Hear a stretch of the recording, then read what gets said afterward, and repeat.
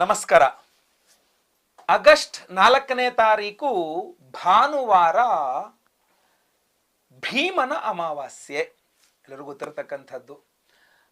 ಭೀಮನ ಅಮಾವಾಸ್ಯೆ ಅಂದರೆ ಆಷಾಢ ಮಾಸದ ಅಮಾವಾಸ್ಯೆಯನ್ನು ಭೀಮನ ಅಮಾವಾಸ್ಯೆ ಅಂತ ಕರೀತಾರೆ. ಕೆಲವಿಷ್ಟು ಕಡೆ ಅಳಿಯನ ಅಮಾವಾಸ್ಯೆ ಅಂತಲೂ ಕರೀತಾರೆ. ಇಲ್ಲಿ ನಮ್ಮ ಅಕ್ಕ ತಂಗಿಯಂದಿರು, ನಮ್ಮ ತಾಯಂದಿರು, ವಿವಾಹಿತೆಯರು, ಸ್ತ್ರೀಯರು ಯಜಮಾನರ ಒಂದು ಪೂಜೆಯನ್ನು ಪತಿ ಪೂಜೆ ಮಾಡುವ ದಿನ ಸಾಮಾನ್ಯವಾಗಿ ಅಲ್ವೇ. ಸೊ ನೀವೆಲ್ಲರೂ ಗಂಡನ ಪೂಜೆ ಮಾಡಿದಿರಾ, ಗಂಡನ ಪಾದ ಪೂಜೆ ಮಾಡಿದಿರಾ, ಗಂಡನ ಪೂಜೆ ಮಾಡಿದಿರಾ ಅಂತ ಹೇಳಿ ಎಲ್ಲ ಕಡೆ ಕೇಳುವಂಥದ್ದು ನೋಡ್ತಾ ಇರ್ತೀರಿ. ಹಾಗಾದರೆ ಅವತ್ತಿನ ದಿನದ ಮಹತ್ವವನ್ನು ನಾನು ಇವತ್ತು ನಿಮ್ಗೆ ಹೇಳ್ತಾ ಇದ್ದೇನೆ. ಒಂದು ಸ್ವಲ್ಪ ಕರೆಕ್ಷನ್. ಗಂಡನ ಪೂಜೆಯನ್ನ, ಗಂಡನ ಪಾದ ಪೂಜೆಯನ್ನ ಮಾಡತಕ್ಕಂಥದ್ದು ಒಂದು ಕಡೆ. ಅದಕ್ಕಿಂತ ಮುಂಚೆ ಎಲ್ಲ ವಿವಾಹಿತ ಸ್ತ್ರೀಯರು ಮಾಡಬೇಕಾದ ಇನ್ನೊಂದು ಪೂಜೆ ಇದೆ. ಆ ಪೂಜೆಯನ್ನ ಮಾಡಿ ತದನಂತರ ಗಂಡನ ಪಾದ ಪೂಜೆಯನ್ನ ಮಾಡಬಹುದು. ಮಾಡಿದರೆ ತುಂಬಾ ಒಳ್ಳೆಯದು. ಹಾಗಾದ್ರೆ ಏನದು, ಯಾವ ಪೂಜೆ ಅದು ಅಂತ ಕೇಳಿದ್ರೆ ನೋಡಿ, ಭೀಮನ ಅಮಾವಾಸ್ಯೆಯನ್ನ ಅವತ್ತಿನ ದಿವಸ ನಾವು ಮಾಡಬೇಕಾದಂತಹ ಪೂಜೆ ಯಾವುದಪ್ಪ ಅಂದ್ರೆ ಜ್ಯೋತಿರ್ಭೀಮೇಶ್ವರ ವ್ರತ ಅಂತ. ಅಲ್ಲಿ ಪತಿ ಸಂಜೀವಿನಿ ವ್ರತ ಅಂತಲೂ ಸಹ ಕರೀತಾರೆ ಅದನ್ನ. ಬಹಳ ಅದ್ಭುತವಾದಂತಹ ಒಂದು ಪುರಾಣ ಪ್ರಸಿದ್ಧವಾದಂತಹ ಒಂದು ದೈವೀ ವ್ರತ, ಪೂಜೆ ಮಾಡಬೇಕಾದಂತಹ ದಿವಸ ಅವತ್ತಿನ ದಿವಸ. ಅವತ್ತಿನ ದಿವಸ ನೀವೆಲ್ಲರೂ ಏನ್ ಮಾಡಬೇಕು, ಸ್ತ್ರೀಯರು, ವಿವಾಹಿತ ಸ್ತ್ರೀಯರು ಅಂತಂದ್ರೆ, ಗಂಡನ ಪೂಜೆ ಪಾದ ಪೂಜೆ ಮಾಡ್ತಾರಲ್ಲ, ಅದಕ್ಕಿಂತ ಮುಂಚೆ ನಾನು ಒಂದು ಸಿಂಪಲ್ ಆದ ಪೂಜೆಯನ್ನು ಹೇಳ್ತೇನೆ. ಅಂದ್ರೆ ಬಹಳ ಸುಲಭವಾದ ಪೂಜೆಯನ್ನು ಹೇಳ್ತೇನೆ. ವಿಶೇಷವಾದ ಪವರ್ಫುಲ್ ಆದ ಒಂದು ಸುಲಭವಾದ ಪೂಜೆಯನ್ನು ಹೇಳ್ತೇನೆ. ದಯವಿಟ್ಟು ಮೊದಲು ಆ ಪೂಜೆಯನ್ನು ಮಾಡಿ ತದನಂತರ ನೀವು ನಿಮ್ಮ ಯಜಮಾನರ ಪೂಜೆಯನ್ನು ಖಂಡಿತವಾಗಿ ಮಾಡಬಹುದು. ಇದಕ್ಕೆ ಬೇಕಾಗಿರತಕ್ಕಂಥ ವಸ್ತುಗಳೇನಪ್ಪ ಅಂತಂದ್ರೆ, ಒಂದು ದೀಪದ ಸ್ತಂಭ ಬೇಕು, ಒಂದು 5 ಬಣ್ಣದ ರಂಗೋಲಿ ಬೇಕು, 5 ಬಣ್ಣದ ರಂಗೋಲಿ ಬೇಕು, ಅಕ್ಕಿ ಬೇಕು, ಆಯ್ತಲ್ಲ, ತುಪ್ಪದ ದೀಪ ಹಚ್ಚಲಿಕ್ಕೆ ಕೆಲ ವ್ಯವಸ್ಥೆ, ಹಾಗೂ ಪೂಜೆಯನ್ನು ಮಾಡಲಿಕ್ಕೆ ಅರಿಶಿನ, ಕುಂಕುಮ, ಅಕ್ಷತೆ, ಆಮೇಲೆ ಹೂವು, ತುಳಸಿ, ಬಿಲ್ಪತ್ರೆ ಇತ್ಯಾದಿ ದ್ರವ್ಯಗಳು ಬೇಕಾಗಿರ್ತಕ್ಕಂಥದ್ದು ಪೂಜೆ ಮಾಡಲಿಕ್ಕೆ. ಹಾಗೂ 9 ದಾರದ ಎಳೆ, 9 ಎಳೆ ದಾರ, ಅದಕ್ಕೆ 9 ಗಂಟು ಕೈ ಕಟ್ಕೊಳ್ಳೋಕ್ಕೆ. ಸೊ ಇದಿಷ್ಟು ಬಹಳ ಪ್ರಮುಖವಾಗಿ ಬೇಕಾಗಿರತಕ್ಕಂಥದ್ದು. ಇನ್ನು ಪಂಚಾಮೃತ ಅಭಿಷೇಕ ಪೂಜಾದಿಗಳು ಮಾಡ್ಲಿಕ್ಕೆ ಬೇಕಾದ್ರೆ ಹಾಲು, ಮೊಸರು, ತುಪ್ಪ, ಜೇನುತುಪ್ಪ, ಸಕ್ಕರೆ, ಡ್ರೈ ಫ್ರೂಟ್ಸು ಎಲ್ಲ ಸಹ ಇಟ್ಕೋಬಹುದು. ವಿಳೆದೆಲೆ, ಅಡಿಕೆ, ತೆಂಗಿನಕಾಯಿ, ಪೂಜೆ ಮಾಡಲಿಕ್ಕೆ, ನೈವೇದ್ಯ ಮಾಡಲಿಕ್ಕೆ ಕಡ್ಡಿ, ಕರ್ಪೂರ ಇತ್ಯಾದಿಗಳೆಲ್ಲ ಬೇಕಾಗ್ತದೆ. ನೀವೇನು ಮಾಡಬೇಕು ಸ್ತ್ರೀಯರು, ವಿವಾಹಿತ ಸ್ತ್ರೀಯರು ಅಂತಂದ್ರೆ, ಮೊದಲನೇದಾಗಿ ಅದನ್ನು ಮಾಡುವ ಸಮಯ ಯಾವುದು ಅಂತ ಹೇಳ್ತಾನೆ ನೋಡಿ. 4ನೇ ತಾರೀಕು ಅಮಾವಾಸ್ಯೆ ದಿವಸ ಬೆಳಗ್ಗೆ 6:45ಗೆ ಶುರು ಮಾಡಬೇಕು. ಅದನ್ನ ಬೆಳಗ್ಗೆ 6:45 ಒಳಗೆ ನೀವು ಸ್ನಾನ ಮಾಡಿಕೊಂಡು ಶುಚಿರ್ಭೂತರಾಗಿ ದೇವ್ರ ಮನೆಯೆಲ್ಲ ಕ್ಲೀನ್ ಮಾಡಿಕೊಂಡು ದೇವ್ರ ಮನೆಯೆಲ್ಲ ರೆಡಿ ಮಾಡಿ ಇಟ್ಕೊಳ್ಬೇಕು. ಪೂಜೆಗೆ 6:45ಗೆ ನೀವು ಪೂಜೆಯನ್ನು ಆರಂಭ ಮಾಡಬೇಕು. ಇಲ್ಲಿ ಈ ಜ್ಯೋತಿರ್ಭೀಮೇಶ್ವರ ವ್ರತ ಪೂಜೆಯಲ್ಲಿ ಪತಿ ಸಂಜೀವಿನಿ ವ್ರತ ಅಂತಲೂ ಸಹ ಹೇಳ್ತಾರೆ. ಪತಿಗೆ ನೀವು ಪತಿಯ ಪಾದ ಪೂಜೆ ಮಾಡಿದ ತಕ್ಷಣ ಅವರಿಗೆ ದೀರ್ಘಾಯಸ್ಸಲ್ಲ. ಫಸ್ಟ್ ನೀವು ಜ್ಯೋತಿರ್ಭೀಮೇಶ್ವರ ವ್ರತದ ಬಗ್ಗೆ ಅರ್ಥ ಮಾಡ್ಕೊಳ್ಬೇಕು. ಆ ವ್ರತವನ್ನ ಮಾಡಿದ್ರೆ ಪತಿಗೆ ದೀರ್ಘಾಯಸ್ಸು ಸಿಗ್ತದೆ ಅಂತ ಹೇಳಿ, ಈಶ್ವರ ಅನುಗ್ರಹ ಸಿಗ್ತದೆ, ಮೃತ್ಯುಂಜಯನ ಅನುಗ್ರಹ ಸಿಗ್ತದೆ ಅಂತ. ಆ ಕಥೆ ಬಗ್ಗೆಯೂ ಸಹ ನಾನು ಮುಂದೆ ಹೇಳ್ತೇನೆ ನಿಮಗೀಗ. ಬಹಳ ಮುಖ್ಯವಾಗಿ ನೀವು ಅರ್ಥ ಮಾಡಿಕೊಳ್ಬೇಕಾಗಿದ್ದೇನೆಂದ್ರೆ, ಆ ಪೂಜೆಯನ್ನ ಫಸ್ಟ್ ನೀವು ಮಾಡಿಕೊಂಡು, ಜ್ಯೋತಿರ್ಭೀಮೇಶ್ವರ ವ್ರತ ಪೂಜೆಯನ್ನು ಮಾಡಿಕೊಂಡು ನಂತರ ನೀವು ನಿಮ್ಮ ಯಜಮಾನರ ಪಾದ ಪೂಜೆ ಇತ್ಯಾದಿಗಳನ್ನ ಆಮೇಲೆ ಮಾಡ್ಕೊಳ್ಬಹುದು. ಈ ಪೂಜೆಯನ್ನು ಯಾವಾಗ ಮಾಡಬೇಕು ಅಂದ್ರೆ, ಅವತ್ತಿನ ದಿವಸ ಬೆಳಗ್ಗೆ 6:45, ನೆನ್ಪಿಟ್ಕೊಳ್ಳಿ, ಬೆಳಗ್ಗೆ 6:45ಗೆ ನಂತರ ನಿಮ್ಮ ಅದನ್ನ ಆರಂಭ ಮಾಡಬೇಕು. 6:45ಗೆ ಆರಂಭ ಮಾಡಿದ್ರೆ 3 ಅದ್ಭುತವಾದಂತಹ ಯೋಗಗಳು ಆ ಒಂದು ಸಮಯಕ್ಕೆ ಸಿಗ್ತದೆ. ಅದರಿಂದ ಬೆಳಗ್ಗೆ 6:45ಗೆ ಶುರು ಮಾಡ್ಕೊಳ್ಳಿ. ಯಾವ ರೀತಿಯಲ್ಲಿ ಪೂಜೆ ಮಾಡಬೇಕು? ಮೊದಲನೇದಾಗಿ ಆ ಸ್ಥಳವನ್ನ, ಪೂಜೆ ಮಾಡುವ ದೇವರ ಮನೆಯ ಜಾಗವನ್ನ ಸ್ವಲ್ಪ ಶುಚಿರ್ಭೂತ ಮಾಡ್ಕೊಳ್ಳಿ. ಸ್ವಲ್ಪ ಗಂಜಲ ಇತ್ಯಾದಿ ಹಾಕಿ ಒರೆಸ್ಕೊಳ್ಳಿ, ಅಥವಾ ಅರಿಶಿನದ ನೀರು ಹಾಕಿ ಒರೆಸ್ಕೊಳ್ಳಿ ಆ ಜಾಗವನ್ನ. ನಂತರ ಒಂದು ರಂಗೋಲಿ, 5 ಬಣ್ಣದ ರಂಗೋಲಿ ಹೇಳಿದ್ನಲ್ಲ, ಅದರಲ್ಲಿ ಒಂದು ಹೂವಿನ 8 ದಳದ ಚಿತ್ರವನ್ನ ಮಾಡಿ, ಅಥವಾ 5 ದಳ ಚಿತ್ರ ಮಾಡೋದು ಪರವಾಗಿಲ್ಲ, 5 ದಳದ ಒಂದು ಹೂವಿನ ಆಕಾರವನ್ನ ಬಿಡಿಸ್ಕೊಂಡು ಆ ಬಣ್ಣಗಳು ತುಂಬಿಕೊಳ್ಳಿ. ಅದ್ರ ಮೇಲೆ ಒಂದು ಚಿಕ್ಕದಾದಂತಹ ಮಣೆ ಇಡಿ. ಆ ಮಣೆಯ ಮೇಲೆ ಬಾಳೆ ಎಲೆನಲ್ಲೋ ಪ್ಲೇಟ್ನಲ್ಲೋ ಅಕ್ಕಿ ಇಟ್ಟು, ಆ ಅಕ್ಕಿಯ ಮೇಲೆ ತುಪ್ಪದ ದೀಪದ ಸ್ತಂಭವನ್ನು ಇಡಬೇಕು. ಅಂದ್ರೆ ದೀಪಾವಳಿ ಕಂಬ ಅಂತಿರಲ್ಲ, ಆ ದೀಪಾವಳಿ ಕಂಬ ಮಾಡಬೇಕು. ಅದ್ರ ಒಳಗಡೆ ಎಣ್ಣೆ ದೀಪ ಅಲ್ಲ, ತುಪ್ಪದ ದೀಪವನ್ನು ಹಚ್ಚಬೇಕು. ತುಪ್ಪದ ದೀಪವನ್ನು ಹಚ್ಚಬೇಕು. ಆ ದೀಪದ ಬುಡದಲ್ಲಿ ಒಂದು ವೀಳ್ಯದೆಲೆಯಲ್ಲಿ ಆ 9 ಎಳೆಯ 9 ಗಂಟುಗಳ ದಾರವನ್ನು ಹೇಳಿದ್ನಲ್ಲ ಅದನ್ನು ಅದರಲ್ಲಿ ಇಡಬೇಕು. ಒಂದು ವೀಳ್ಯದೆಲೆ ಮೇಲೆ ಇಟ್ಕೊಂಡು ಅದನ್ನು ಪೂಜೆ ಮಾಡಬೇಕು. ಯಾವ ರೀತಿ ಏನನ್ನಾಗಿ ಪೂಜೆ ಮಾಡಬೇಕು? ಪ್ರಾರ್ಥನೆಯನ್ನು ಮಾಡಿಕೊಂಡು ಪಾರ್ವತಿ ಸಮೇತ ಈಶ್ವರ ಜ್ಯೋತಿರ್ಭೀಮೇಶ್ವರ ಸ್ವಾಮಿಯನ್ನ ಧ್ಯಾನ ಮಾಡಿಕೊಂಡು ಅಲ್ಲಿ ಪೂಜೆಯನ್ನು ಮಾಡಬೇಕು. ಅಲ್ಲಿ ತುಂಬಾ ಸ್ಪಷ್ಟವಾಗಿ ನಮಗೆ ತಿಳಿಸ್ತಾರೆ ವ್ರತದ ಬಗ್ಗೆ. ಸರ್ವಾಲಂಕಾರ ಸಂಯುಕ್ತ ಪಂಚವರ್ಣಾಂಚಿತ ರಂಗವಲ್ಯಾದಿ ಶೋಭಿತ. 5 ಬಣ್ಣದ ರಂಗೋಲಿಯನ್ನು ಹಾಕಬೇಕು. 5 ಬಣ್ಣ ಇರಬೇಕು ಆ ರಂಗೋಲಿಯಲ್ಲಿ ಅಂತ ಹೇಳಿ, ಆಯ್ತಾ. ಶುಚಿ ಪ್ರದೇಶ, ಶುದ್ಧವಾದಂತಹ ಜಾಗದಲ್ಲಿ ಅದನ್ನು ಹಾಕಬೇಕು. ಪೀಠಂ ಸಂಸ್ಥಾಪ್ಯ, ಅದರ ಮೇಲೆ ಒಂದು ಮಣೆ ಇತ್ಯಾದಿ ಪೀಠವನ್ನು ಹಾಕುವಂಥದ್ದು. ತದುಪರಿ ಆ ಮಣೆಯ ಮೇಲೆ ತಂಡುಲಂ ಪ್ರಸಾರ್ಯ, ಅಕ್ಕಿಯನ್ನ ಹರಡಿಕೊಳ್ಳಬೇಕು. ತಸ್ಯೋಪರಿ, ಅದರ ಮೇಲೆ ಸರ್ವಾಲಂಕೃತ ಘೃತವರ್ತಿಯುಕ್ತ ಜ್ಯೋತಿರ್ಮಯಂ ದೀಪಸ್ತಂಭಂ ನಿಧಾಯ, ಅದರ ಮೇಲೆ ತುಪ್ಪದ ದೀಪವನ್ನ, ಅಂದ್ರೆ ಆ ದೀಪಕ್ಕೆ ಬೇಕಾದ್ರೆ ಅಲಂಕಾರ ಅರ್ಶನ ಕುಂಕುಮ ಹೂವು ಗೆಜ್ಜೆ ವಸ್ತು ಎಲ್ಲದನ್ನು ಸಹ ಹಾಕಿ ಆ ದೀಪಕ್ಕೆ ಚಂದ ಮಾಡಿ ಅಲಂಕಾರ ಮಾಡಿ ತುಪ್ಪದ ದೀಪವನ್ನ ಇಡಬೇಕು. ಅದನ್ನು 1 ದೀಪ ಹಚ್ಚೋದ 2 ದೀಪನ ಇತ್ಯಾದಿಗಳು ಬೇಡ, 1 ದೀಪ ಆದ್ರೂ ಹಚ್ಚಬಹುದು, 2 ದೀಪ ಆದ್ರೂ ಪರವಾಗಿಲ್ಲ, ಆಯ್ತಾ. ದೀಪವನ್ನ ದೀಪಸ್ತಂಭಂ ನಿಧಾಯ, ಅದರ ಮೇಲೆ ದೀಪಸ್ತಂಭವನ್ನು ಇಡಬೇಕು. ತುಪ್ಪದ ದೀಪವನ್ನೇ ಹಚ್ಚಬೇಕು ಅಂತ ಅರ್ಥ. ತತ್ರ ಜ್ಯೋತಿರ್ಮಯ ಉಮಾಸಹಿತ ಶ್ರೀ ಭೀಮೇಶ್ವರಂ ಅರ್ಚಯೇತ್, ಅಲ್ಲಿ ನೀವು ಉಮಾಸಹಿತನಾಗಿ ಜ್ಯೋತಿರ್ಭೀಮೇಶ್ವರ ಅಂತ ಭೀಮೇಶ್ವರ ಸ್ವಾಮಿಯನ್ನ, ಉಮಾಸಹಿತ ಭೀಮೇಶ್ವರ ಸ್ವಾಮಿಯನ್ನ ಆ ದೀಪದಲ್ಲಿ ಅರ್ಚಯೇತ್, ಅರ್ಚನೆಯನ್ನ ಮಾಡಬೇಕು. ಆ ದೀಪದ ಬುಡದಲ್ಲಿ ತತ್ರ ನವದೋರ ಸ್ಥಾಪನಂ, ಆ 9 ಎಳೆಯ 9 ಗಂಟುಗಳುಳ್ಳ ದಾರವನ್ನ ದೀಪದ ಬುಡದಲ್ಲಿ ಇಡಬೇಕು. ಕುಸುಮಾಕ್ಷತಾನ್, ಹೂವು ಅಕ್ಷತೆಯನ್ನು ಇಟ್ಕೊಂಡು ಪ್ರಾರ್ಥನೆ ಮಾಡಿಕೊಂಡು ಆ ಉಮಾಸಹಿತ ಭೀಮೇಶ್ವರ ಸ್ವಾಮಿಯನ್ನ ಆವಾಹಯಾಮಿ ಅಂತ ಆವಾಹನೆಯನ್ನ ಮಾಡಿ ಪೂಜೆಯನ್ನ ಮಾಡಬೇಕು ಅಂತ ಬಹಳ ಸ್ಪಷ್ಟವಾಗಿ ಆ ವ್ರತದನ್ನ ಆರಂಭ ಬಗ್ಗೆ ಹೇಳಿದ್ದಾರೆ. ಇನ್ನು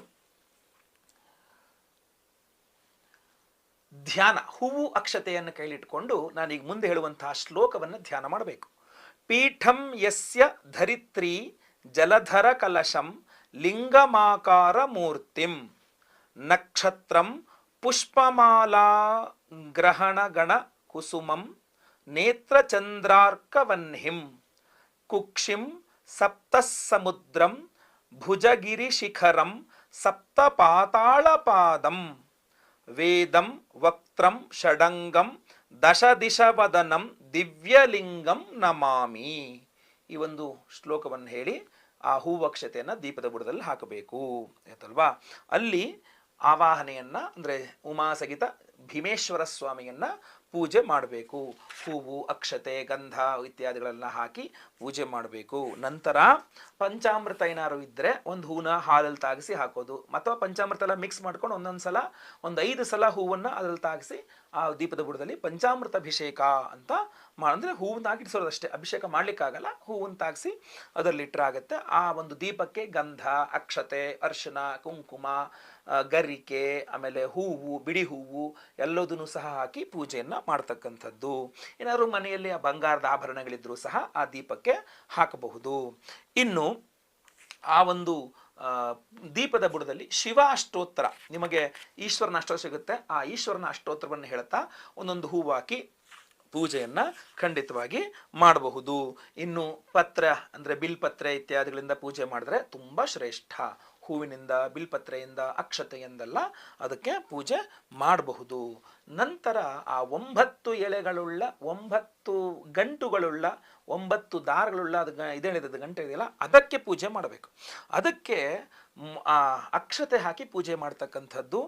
ಓಂ ಭವಾಯ ನಮಃ, ಓಂ ಶಿವಾಯ ನಮಃ, ಓಂ ರುದ್ರಾಯ ನಮಃ, ಓಂ ಪಶುಪತಯೇ ನಮಃ, ಓಂ ಉಗ್ರಾಯ ನಮಃ, ಓಂ ಮಹೇಶ್ವರಾಯ ನಮಃ, ಓಂ ಭೀಮಾಯ ನಮಃ, ಓಂ ಈಶ್ವರಾಯ ನಮಃ, ಓಂ ಉಮಾಮಹೇಶ್ವರಾಯ ನಮಃ. ಹೀಗೆ 9 ಬಾರಿ ಅಕ್ಷತೆಯನ್ನು ಹಾಕಿ ಆ ದಾರವನ್ನ ನೀವೇನು ಕೈ ಕಟ್ಕೊಂತಿಲ್ಲ ಆ ದಾರವನ್ನ ಪೂಜೆ ಮಾಡಬೇಕು. ನಂತರ ಬಿಲ್ಪತ್ರೆಯಲ್ಲೋ ಹೂವಿನಲ್ಲೋ ಅಕ್ಷತೆಯಲ್ಲೋ ಶಿವಾಷ್ಟೋತ್ರವನ್ನು ಹೇಳಿ ಆ ದೀಪಕ್ಕೆ ಬುಡದಲ್ಲಿ ಪೂಜೆ ಮಾಡಬಹುದು ಆಯ್ತಲ್ವಾ. ಇದಾದ ಮೇಲೆ ನೈವೇದ್ಯವನ್ನು ಇಡ್ತಕ್ಕಂಥದ್ರ ಬಗ್ಗೆ ಹೇಳ್ತಾರೆ. ನೈವೇದ್ಯದಲ್ಲಿ ಬಹಳ ಮುಖ್ಯವಾಗಿ ನೈವೇದ್ಯಗಳಲ್ಲಿ ಬಹಳ ವಿಶೇಷವಾಗಿ ಕಡುಬು ನೈವೇದ್ಯ ಮಾಡಬೇಕು. ಅಂದರೆ ಬೆಲ್ಲದ ಕಡುಬು, ಸಕ್ಕರೆ ಕಡುಬು ಬರಲ್ಲ, ಕಡುಬಿನಲ್ಲಿ ನೈವೇದ್ಯ ಮಾಡ್ತಕ್ಕಂಥದ್ದು ಬಹಳ ವಿಶೇಷ. ಇನ್ನು ನಾನಾ ಪಕ್ವ ಫಲೋಪೇತಂ, ಹಣ್ಣುಗಳನ್ನು ನೈವೇದ್ಯ ಮಾಡಬೇಕು. ಬೇರೆ ಬೇರೆ ಥರದ ಒಂದು 5 ವಿಧದ ಹಣ್ಣುಗಳನ್ನು ನೈವೇದ್ಯ ಮಾಡಬೇಕು. ನಾರಿಕೇಳ ಸಮನ್ವಿತಂ, ತೆಂಗಿನಕಾಯಿನ ನೈವೇದ್ಯ ಮಾಡಬೇಕು. ತೆಂಗಿನಕಾಯಿ ಒಡೆದು ಇರುತ್ತಲ್ಲ ಅದನ್ನು. ಪಕ್ವಾನ್ನ ಭಕ್ಷ್ಯ ಭೋಜ್ಯಂ, ಅಂದರೆ ಅನ್ನದ ಪಾಯಸವನ್ನು ಮಾಡ್ತಕ್ಕಂಥದ್ದು. ಕ್ಷೀರ ಶರ್ಕರಯಾನ್ವಿತಂ, ಹಾಲು ಸಕ್ಕರೆ ಹಾಕಿ ಪಾಯಸ ಮಾಡ್ತೀವಲ್ಲ ಅನ್ನದ ಪಾಯಸ, ಅದನ್ನು ನೈವೇದ್ಯ ಮಾಡಬೇಕು ಅಂತ ಸ್ಪಷ್ಟವಾಗಿ ಇದರಲ್ಲಿ ತಿಳಿಸಿರ್ತಾರೆ. ಇದನ್ನು ನೈವೇದ್ಯ ಮಾಡಬೇಕು. ನಂತರ ವಿಳಿದೆಲೆ ಅಡಿಕೆ ಎಲ್ಲ ಇಟ್ಟು ನೈವೇದ್ಯವನ್ನು ಮಾಡ್ತಕ್ಕಂಥದ್ದು ತಾಂಬೂಲ ಅಂಥೇಳಿ ಪ್ರಾರ್ಥನೆಯನ್ನು ಮಾಡಿಕೊಂಡು ವಿಶೇಷವಾಗಿ ಕಥಾಶ್ರವಣವನ್ನು ಮಾಡಬೇಕು. ಆ ಜ್ಯೋತಿರ್ಭೀಮೇಶ್ವರ ವ್ರತದ ಕಥಾಶ್ರವಣ ಮಾಡಬೇಕು. ಅದಕ್ಕಿಂತ ಮುಂಚಿತವಾಗಿ ಆ ದಾರವನ್ನು, ದೋರಬಂಧನ ದಾರವನ್ನು ಕಟ್ಕೊಳ್ತಕ್ಕಂಥದ್ದು. ನೂತನ ದಾರವನ್ನು ಬಲಗೈಗೆ ಕಟ್ಕೊಳ್ಬೇಕು. ಆ ಕಟ್ಕೊಳ್ಳುವ ಮುಂಚೆ ಹೇಳುವಂತಹ ಪ್ರಾರ್ಥನೆಯನ್ನು ಸಹ ನಿಮಗೆ ಹೇಳ್ತೇನೆ. ಮೃತ್ಯುಂಜಯ ನಮಸ್ತುಭ್ಯಂ ತವಮೇ ಸೂತ್ರಧಾರಣಾತ್ ಸೌಭಾಗ್ಯಂ ಧನಧಾನ್ಯಂಚ ಪುತ್ರವೃದ್ಧಿಂ ಸದಾ ಕುರು. ಆಯ್ತಲ್ವಾ? ವೀರಭದ್ರನಲ್ಲಿ ಪ್ರಾರ್ಥನೆಯನ್ನು ಮಾಡಿಕೊಳ್ಬೇಕು ಅಂತ ಹೇಳ್ತಾರೆ. ಆಮೇಲೆ ಆ ದಾರವನ್ನು ಬಲಗೈಗೆ ಕಟ್ಕೊಳ್ಬೇಕು. ಏನು ಅಂತ ಹೇಳ್ಕೊಂಡು, ಶಿವಸೂತ್ರಮಿದಂ ದೇವ ವಟತ್ವಕ್ ನವತಂತುಭಿಃ ಬಧ್ನಾಮಿ ದಕ್ಷಿಣೇ ಹಸ್ತೆ ವ್ರತಾಚರಣ ಕಂಕಣಂ ಮೃತ್ಯುಂಜಯ ನಮಸ್ತುಭ್ಯಂ ತವ ಮೇ ಸೂತ್ರಧಾರಣಾತ್ ಸೌಭಾಗ್ಯಂ ಧನಧಾನ್ಯಂಚ ಪ್ರಜಾವೃದ್ಧಿಂ ಸದಾ ಕುರು. ಈ ಶ್ಲೋಕಗಳನ್ನು ನಾನು ಡಿಸ್ಕ್ರಿಪ್ಷನಲ್ಲಿ ಹಾಕಿರ್ತೀನಿ ನಿಮಗೆ. ಇದನ್ನು ನೀವು ಹೇಳ್ಕೊಂಡು ದಾರವನ್ನು ಕಟ್ಟಬೇಕು ಅಂತ ಸ್ಪಷ್ಟವಾಗಿ ಹೇಳಿದ್ದಾರೆ. ಇನ್ನು ಮುಂದೆ ಆ ದಾರವನ್ನು ಕಟ್ಟಿಕೊಂಡ ನಂತರ ನಿಮಗೆ ಭೀಮೇಶ್ವರ ವ್ರತಕಥೆ ಬರ್ತದೆ. ನಾನೀಗ ಮುಂದೆ ಆ ಭೀಮೇಶ್ವರ ವ್ರತಕಥೆಯನ್ನು ಸಹ ನಿಮಗೆ ಓದಿ ತಿಳಿಸ್ತೇನೆ. ಈಗ ನಾನು ಜ್ಯೋತಿರ್ಭೀಮೇಶ್ವರ ವ್ರತವ ಕಥೆಯನ್ನೇ ಓದಿ ಹೇಳ್ತೇನೆ. ಶ್ರದ್ಧೆಯಿಂದ ಈ ಕಥೆಯನ್ನು ಕೇಳಿಸ್ಕೊಳ್ಳಿ. ಅವತ್ತಿನ ದಿವಸ ಅಂದರೆ 4ನೇ ತಾರೀಕು ಬೆಳಗ್ಗೆ ಪೂಜೆ ಆದ ನಂತರ ನಾನು ಈಗ ಹೇಳುವಂತಹ ಕಥೆಯನ್ನು ಶ್ರದ್ಧೆಯಿಂದ ಕೇಳಿಸ್ಕೊಳ್ಳಿ. ಈ ಕಥೆಯನ್ನು ಕಥೆ ಮುಗಿದ ನಂತರ ಮತ್ತೆ ಪುನಃ ಪ್ರಾರ್ಥನೆಯನ್ನು ಮಾಡಿಕೊಂಡು ನಂತರ ನೀವು ಆ ಪ್ರಸಾದವನ್ನು ಯಜಮಾನರಿಗೂ ಕೊಟ್ಟು ಯಜಮಾನರ ಪಾದಪೂಜೆಯನ್ನು ಮಾಡಿ ನಂತರ ಯಜಮಾನನು ಪ್ರತಿ ವರ್ಷ ಏನು ಮಾಡ್ತೀರೋ ಅದೇ ಥರ ನೀವು ಗಂಡನ ಪೂಜೆಯನ್ನು ಮುಂದುವರಿಸಬಹುದು. ಆದರೆ ಅದಕ್ಕಿಂತ ಮುಂಚೆ ಈ ಭೀಮೇಶ್ವರ ವ್ರತಕಥೆಯನ್ನು ಶ್ರವಣ ಮಾಡಿಕೊಂಡು ಕೇಳಿಸ್ಕೊಳ್ಳಿ. ಖಂಡಿತವಾಗಿ ಒಳ್ಳೆಯದಾಗಲಿ. ಓಂ ಶ್ರೀ ಗಣೇಶಾಯ ನಮಃ. ಗಜಾನನಂ ಭೂತಗಣಾಧಿಸೇವಿತಂ ಕಪಿತ್ಥಜಂಬೂ ಫಲಸಾರ ಭಕ್ಷಿತಂ ಉಮಾಸುತಂ ಶೋಕ ವಿನಾಶಕಾರಣಂ ನಮಾಮಿ ವಿಘ್ನೇಶ್ವರ ಪಾದಪಂಕಜಂ. ಸರಸ್ವತಿ ನಮಸ್ತುಭ್ಯಂ ವರದೆ ಕಾಮರೂಪಿಣಿ. ಕಥಾರಂಭಂ ಕರಿಷ್ಯಾಮಿ ಸಿದ್ಧಿರ್ಭವತು ಮೇ ಸದಾ. ಗುರುಬ್ರಹ್ಮ ಗುರುರ್ವಿಷ್ಣು ಗುರುದೇವೋ ಮಹೇಶ್ವರಃ. ಗುರುಃ ಸಾಕ್ಷಾತ್ ಪರಬ್ರಹ್ಮ ತಸ್ಮೈ ಶ್ರೀ ಗುರವೇ ನಮಃ.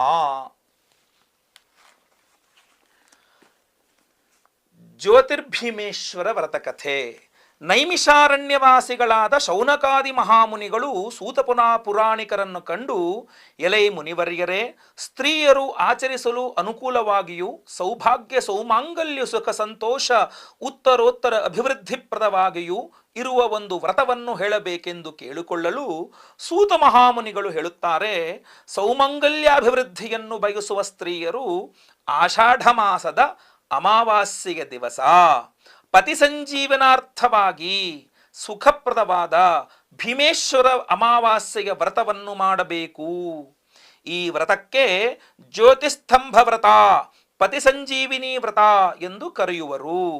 ಆ ದಿವಸ ಸ್ತ್ರೀಯರು ಮಂಗಳ ಸ್ನಾನ ಮಾಡಿ ಪೂಜಾಗೃಹವನ್ನು ರಂಗವಲ್ಯಾದಿಗಳಿಂದ ಅಲಂಕರಿಸಿ ಪೀಠವನ್ನು ಹಾಕಿ ಅದರ ಮೇಲೆ ಅಕ್ಕಿಯನ್ನು ಹರಡಿ ಆ ಸ್ಥಳದಲ್ಲಿ 2 ಮಣ್ಣಿನ ಬೊಂಬೆಗಳನ್ನು ಜ್ಯೋತಿಸ್ತಂಭವೆಂದು ವಿಧಾನದಿಂದ ಒಂದು ದೀಪವನ್ನು ಇಟ್ಟು ಉಮಾಸಹಿತನಾದ ಮಹೇಶ್ವರನನ್ನು ಆವಾಹಿಸಿ ಜ್ಯೋತಿರ್ಯಾತ್ಮನೆಂದು ಭಕ್ತಿಯಿಂದ ಧ್ಯಾನಿಸುತ್ತಾ ತುಪ್ಪದ ದೀಪವನ್ನು ಹಚ್ಚಿರುವ ಸ್ತಂಭವನ್ನು ಆ ಸ್ಥಳದಲ್ಲಿಟ್ಟು ಆ ಸ್ತಂಭದಲ್ಲಿರುವ ಉಮಾಮಹೇಶ್ವರರನ್ನು ಭಕ್ತಿಯಿಂದ ಪೂಜಿಸಿ ಗೋಧೂಮ ಪಿಷ್ಟ ಕಡುಬಗಳಿಂದ ನೈವೇದ್ಯ ಮಾಡಿ ಅದನ್ನು 100ರಂತೆ ಆಚಾರ್ಯರಿಗೆ ಉಪಾಯನವಾಗಿ ಕೊಡಬೇಕು.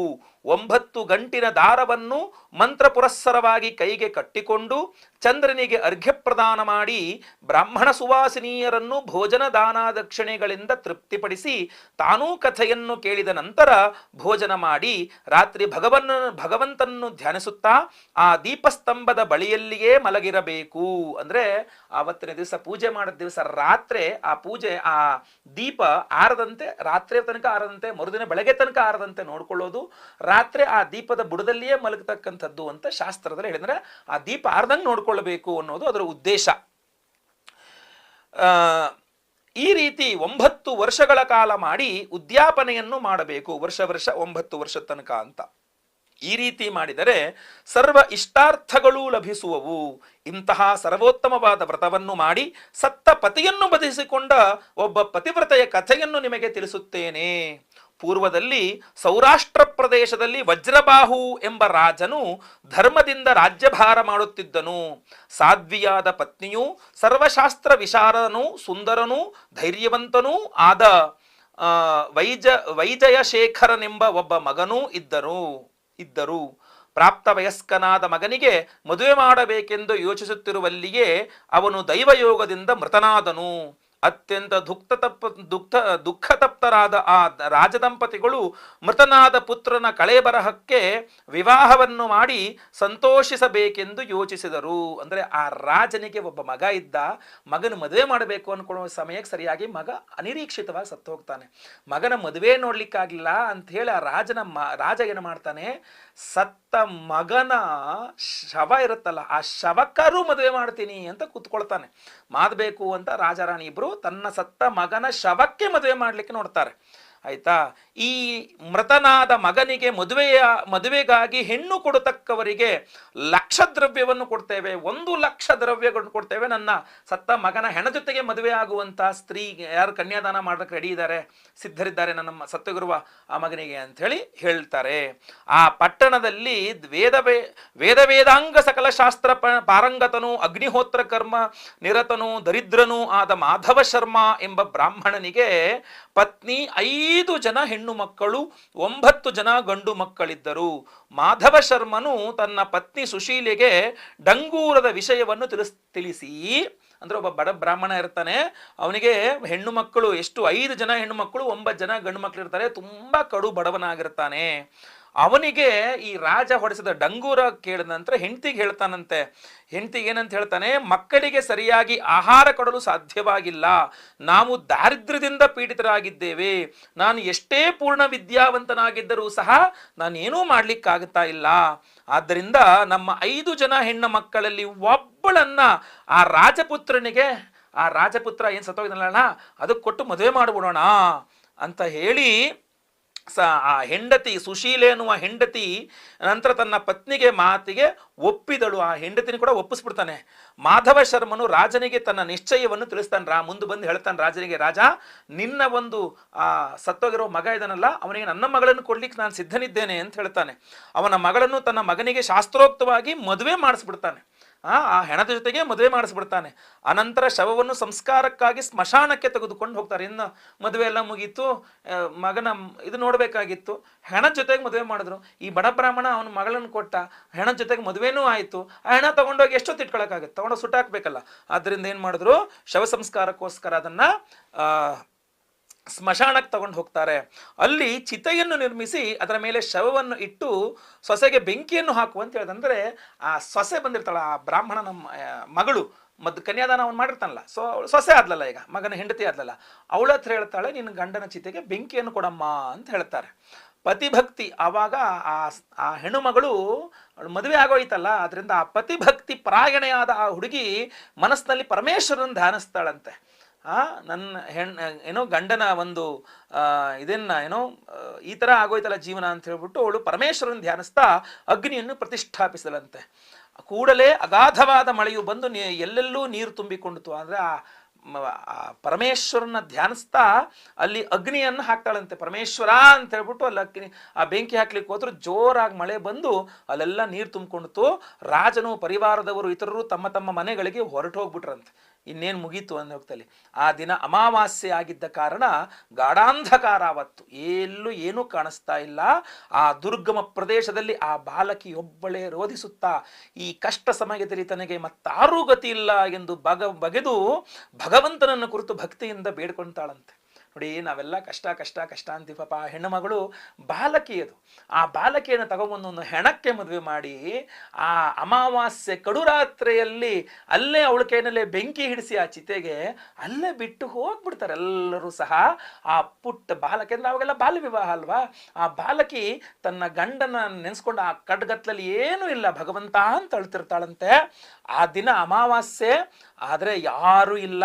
ಆವಾಗ ಭಗವಂತನ ಕುರಿತು ಭಕ್ತಿಯಿಂದ ಬೇಡ್ಕೊಳ್ತಾಳಂತೆ. ಭಕ್ತವತ್ಸಲ, ಮಹಾದೇವ, ಮೃತ್ಯುಂಜಯ, ನಿನ್ನ ಹೊರತು ನನಗೆ ಮತ್ತಾರೂ ದಿಕ್ಕಿಲ್ಲ. ಮಾರ್ಕಂಡೇಯನ, ಚಮನ ಮಹರ್ಷಿ, ಶ್ವೇತವಾಹನರು ಎಲ್ಲರಿಗೂ ಪೂರ್ಣವಾದ ಆಯಸ್ಸನ್ನು ನಿನ್ನನ್ನು ಆರಾಧನೆ ಮಾಡ್ಕೊಂಡು ಪಡ್ಕೊಂಡ್ರಲ್ಲ. ರತಿದೇವಿಗೂ ಸ್ವಾಹಾಸ್ವದೇವಿಯರಿಗೂ ಮಾರ್ಕಂಡೇಯನ ಪತ್ನಿಗೂ ನೀನು ಸೌಭಾಗ್ಯವನ್ನು ಕೊಡಿಸಿದ್ಯಾ, ನೀನು ಮಹಾಮೃತ್ಯುಂಜಯ ದರಿಪಾಲಿಸಿದೆಯಾ. ಹಾಗೆ ನನ್ನ ಪತಿಯ ಜೀವವನ್ನು ಉಳಿಸಿ ನನ್ನ ಸೌಭಾಗ್ಯವನ್ನು ಕಾಪಾಡು ಎಂಬುದಾಗಿ ಪರಶಿವನಿಗೆ ಬೇಡ್ಕೊಳ್ತಾಳಂತೆ. ಆಗ ದಯಾಳುವಾದ ಪರಮೇಶ್ವರನು ನಂದಿ ವಾಹನನಾಗಿ, ನಂದಿ ಸಹಿತನಾಗಿ, ಪಾರ್ವತಿ ಸಹಿತನಾಗಿ ಆ ಸ್ಮಶಾನಕ್ಕೆ ಬಂದ್ಬಿಡ್ತಾನಂತೆ. ಬಂದು ಆ ಭಕ್ತಳಿಗೆ ದರ್ಶನ ಕೊಟ್ಟು ಆಗ ಆ ಕನ್ಯಾಮಣಿ ಆ ಹೆಣ್ಣು ಮಗಳಿಗೆ ಹೇಳ್ತಾರಂತೆ, ಭಕ್ತಿಯಿಂದ ಶಿವಪಾರ್ವತಿಯರಿಗೆ ನಮಸ್ಕರಿಸ್ತಾಳಂತ ಅವಳು. ಆಗ ಶಿವನ ಅನುಗ್ರಹವಾಗ್ತದೆ. ಅನುಗ್ರಹಿಸಿ ಕಾಪಾಡಬೇಕು ಅಂತ ಅವಳು ಪ್ರಾರ್ಥನೆ ಮಾಡ್ಕೊಳ್ತಾರೆ. ಆಗ ಪರಮೇಶ್ವರನು ಈ ಭೀಮೇಶ್ವರನ ಅಮಾವಾಸ್ಯೆಯ ವ್ರತವನ್ನು ಆಚರಿಸ್ಲಿಕ್ಕೆ ಹೇಳ್ತಾರಂತೆ. ನೋಡಮ್ಮ, ನೀನಾಗ ಆ ಸಮಯದಲ್ಲಿ ಸ್ವತಃ ಈಶ್ವರನೇ ಆ ಹೆಣ್ಣು ಮಗಳಿಗೆ ಹೇಳ್ತಾನೆ ಭೀಮೇಶ್ವರ ವ್ರತವನ್ನು ಈಗ ಮಾಡಮ್ಮ ನೀನು ಅಂತ ಹೇಳ್ತಾರೆ. ಕೂಡಲೇ ಆಕೆ ಸಂತೋಷಲಾಗಿ ಹತ್ತಿರದಲ್ಲೇ ಇದ್ದಂತಹ ಮಣ್ಣಿನಿಂದ ದೀಪಸ್ತಂಭವನ್ನು ಮಾಡಿ ಆಲದ ಹಾಲನ್ನು ಎಣ್ಣೆಯಾಗಿ ಹಾಕಿ ಆಲದ ನಾರಿನಿಂದ ಬತ್ತಿಯನ್ನು ಮಾಡಿ ಆಲದ ಎಲೆಗಳನ್ನು ವೀಳಿದೆಲೆ ಅನ್ನೋ ರೀತಿಯಲ್ಲಿ ಇಟ್ಟು ಆಲದ ಹಣ್ಣುಗಳನ್ನೇ ಅಡಕೆಯಾಗಿ ಇಟ್ಟು ಚಿಗುರು ಗರಿಕೆಗಳನ್ನು ಹೂವಾಗಿ ಮಾಡಿಕೊಂಡು ಮಣ್ಣಿನ ಉಂಡೆಗಳಿಂದ ಕಡುಬುಗಳನ್ನು ಮಾಡಿಕೊಂಡು ಏನು ಸಿಗುತ್ತೆ ನಿಮ್ಗೆ ಅಮಾವಾಸ್ಯೆ ಕತ್ಲಲ್ಲಿ ಎಲ್ಲದರಲ್ಲೇ ಭಗವಂತನಿಗೆ ಅರ್ಪಿಸಿದಂತ ಆ ವ್ರತವನ್ನು ಮಾಡ್ತಾಳಂತೆ. ಆ ವ್ರತದ ಪ್ರಭಾವದಿಂದ ಮಲಗಿದ್ದವರು ಏಳುವಂತೆ ಚಿತೆಗಿಂತ ಮೇಲಿದ್ದ ರಾಜಪುತ್ರನು ಎದ್ದು ಕುಳಿತುಕೊಂಡಿರ್ತಾನಂತೆ. ಸ್ಮಶಾನವೇ ಅರಮನೆ ಆಗ್ಬೋಯಿತು, ಚಿತೆಗೆ ಪರ್ಯಂಕವಾಯಿತು.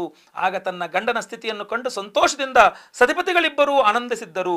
ಬೆಳಗಾಗುತ್ತಲೇ ರಾಜಭಟರು ಬಂದು ನೋಡಿ ಆಶ್ಚರ್ಯಪಟ್ಟು ವಿಚಾರವನ್ನು ರಾಜನಿಗೆ ತಿಳಿಸಲು ಆಶ್ಚರ್ಯ ಆನಂದಗಳಿಂದ ಕೂಡಿದ ರಾಜನು ಅಲ್ಲಿಗೆ ಬಂದು ನಡೆದುದನ್ನೆಲ್ಲ ಕೇಳಿ ಆನಂದದಿಂದ ಅವರನ್ನೆಲ್ಲ ಅರಮನೆಗೆ ಕರ್ಕೊಂಡು ಹೋಗಿ ಬಡಬಗ್ಗರಿಗೆ ಅನ್ನಾಹಾರ ವಸ್ತ್ರಾದಿಗಳನ್ನು ದಾನ ಮಾಡಿ ಮಾಧವ ಶರ್ಮ ಅನ್ನುವ ಆ ಹೆಣ್ಣು ಮಗಳಿನ ತಂದೆ ಅವನಿಗೆ ಬಹಳವಾಗಿ ಹೊಗಳಿ ಅವನ್ನ ಮನ್ನಿಸಿ ಆ ದಂಪತಿಗಳ ನಂತರ ಇಹದಲ್ಲಿ ಸಕಲ ಸೌಖ್ಯಗಳನ್ನು ಅನುಭವಿಸಿ ಅಂತ್ಯದಲ್ಲಿ ಶಿವಸಾಯುಜ್ಯವನ್ನು ಸೇರಿದರು ಎಂದು ಸೂತ ಮಹಾಮುನಿಗಳು ಶೌನಕಾದಿಗಳಿಗೆ ಹೇಳಿದ ಸ್ಕಾಂದ ಪುರಾಣೋಕ್ತವಾದ ಈ ಪತಿಸಂಜೀವಿನಿ ಅಥವಾ ಭೀಮೇಶ್ವರ ಅಮಾವಾಸ್ಯೆ ವ್ರತಕಥೆಯು ಮುಗಿದಿದು. ಈ ವ್ರತಕಥೆಯನ್ನು ಓದುದವರು, ಹೇಳುವವರು, ಕೇಳಿಸಿಕೊಂಡವರು ಎಲ್ಲರೂ ಸಹ ಸಂತಾನ, ಸೌಭಾಗ್ಯ, ಆರೋಗ್ಯ, ಆಯುಷ್ಯ ಎಲ್ಲವುದನ್ನು ಸಹ ಪಡೆಯುತ್ತಾರೆ. ಇದು ಸ್ವಸ್ತಿ ಪ್ರಜಾಭ್ಯ ಪರಿಪಾಲಯಂತಾಂ ನ್ಯಾಯೇನ ಮಾರ್ಗೇಣ ಮಹೀಮಹೀಷಾಃ ಗೋಬ್ರಾಹ್ಮಣೇಭ್ಯ ಶುಭಮಸ್ತು ಲೋಕಾ ಸಮಸ್ತಾ ಸುಖಿನೋ ಭವಂತು. ಕಾಲೇ ವರ್ಷತು ಪರ್ಜನ್ಯಃ ಪೃಥಿವೀ ಸಸ್ಯಶಾಲಿನಿ ದೇಶೋಯಂ ಕ್ಷೋಭರಹಿತಃ ಸಜ್ಜನಾಃ ಸಂತು ನಿರ್ಭಯಾಃ ಅಪುತ್ರಾಃ ಪುತ್ರಿಣಃ ಸಂತು ಪೌತ್ರಿಣಃ ಅಧನಾಃ ಸಧನಾಃ ಸಂತು ಜೀವಂತು ಶರದಾಂ ಶತಂ. ಇದು ಪತಿ ಸಂಜೀವಿನಿ ಒಂದು ವ್ರತ, ಜ್ಯೋತಿರ್ಭೀಮೇಶ್ವರ ವ್ರತ. ನೀವೆಲ್ಲರೂ ಸಹ 4ನೇ ತಾರೀಕು ಈ ಕಥೆಯನ್ನು ಕೇಳಿ ಈ ಪೂಜೆಯನ್ನು ಮಾಡಿ ಖಂಡಿತ ಆ ಪರಮೇಶ್ವರ ನಿಮಗೆ ದೀರ್ಘ ಸೌಮಾಂಗಲ್ಯವನ್ನು, ಪತಿಯ ಒಂದು ಆರೋಗ್ಯವನ್ನು, ನಿಮಗೂ ಆರೋಗ್ಯವನ್ನು, ಪುತ್ರ ಪೌತ್ರಾದಿ ಅವಿಚ್ಛಿನ್ನ ಸಂತತಿಯನ್ನು ಎಲ್ಲ ಕೊಟ್ಟು ಸೌಮಾಂಗಲ್ಯವನ್ನು ಕರುಣಿಸಲಿ. ಎಲ್ಲರಿಗೂ ಸಹ ಒಳ್ಳೆಯದಾಗಲಿ. ಲೋಕಾ ಸಮಸ್ತ ಸುಖಿನೋ ಭವಂತು.